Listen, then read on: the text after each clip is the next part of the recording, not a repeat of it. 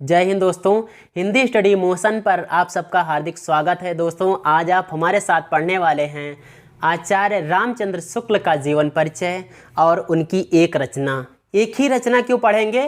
क्योंकि हम तरीका आपको बताने वाले हैं कि परीक्षा में कैसे प्रश्न आता है और कैसे आपको लिखना होता है। दोस्तों उसमें होता क्या है, परीक्षा में प्रश्न दिया गया होता है कि निम्नलिखित लेखकों में से किसी एक लेखक का जीवन परिचय और उनकी एक रचना का नामोल्लेख कीजिए।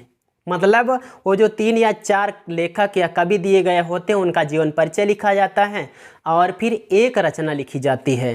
तो आइए दोस्तों हम सबसे पहले इनका जीवन परिचय संक्षेप में देखेंगे और उसके बाद में लिखने का ढंग भी बताएंगे आपको परीक्षा में लिखना कैसे है, जिससे कि आपको पूरे के पूरे नंबर मिले। तो आइए दोस्तों शुरू करते हैं। दोस्तों कवि का नाम है आचार्य रामचंद्र शुक्ल। जन्म वर्ष बताया गया 1884 ईस्वी। ये संक्षिप्त रूप इस प्रकार से दिया गया है, इसलिए दिया गया है जिससे कि आप लोगों को याद करना बहुत आसान हो जाए और उसके बाद में फिर आप अपने अनुसार विस्तार भी कर लेंगे, लेकिन तरीका तो हम बताने वाले हैं। दोस्तों जन्म वर्ष बताया गया 1884 ईस्वी।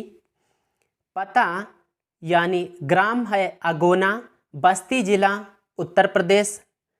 पिता पंडित चंद्रबली शुक्ल, माता का नाम था विभासी।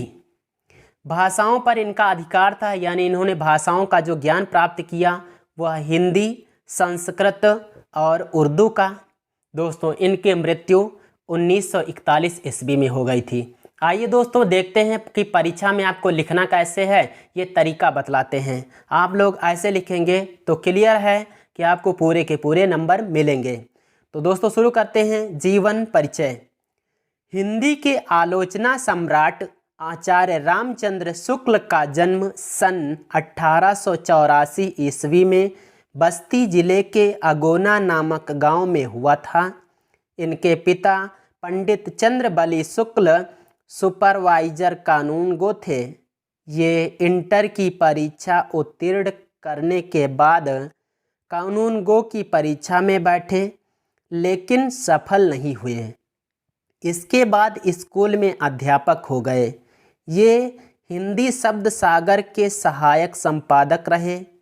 इसके पश्चात काशी हिंदू विश्वविद्यालय में प्राध्यापक नियुक्त हुए और डॉक्टर श्याम सुंदर दास के अवकाश ग्रहण करने पर हिंदी विभाग के अध्यक्ष पद को सुशोभित किया।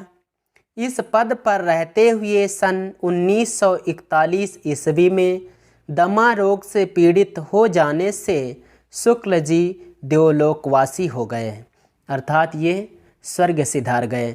दोस्तों इस प्रकार से अंत में एक कृति का भी नाम दिया गया है, सूरदास। हमने एक कृति का नाम दिया क्योंकि परीक्षा में भी एक ही कृति का नाम दिया जाता है।